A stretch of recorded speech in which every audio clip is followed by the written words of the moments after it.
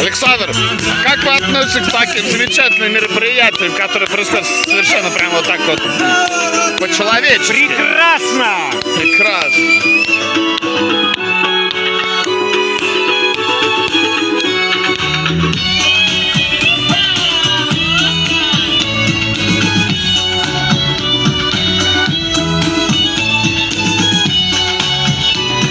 Говорят, Бероуз любил такие, да? Как на горе казаки гуляли, как на горе казаки гуляли, стояла думала, ай, казаченька молода, стояла думала, ай, казаченька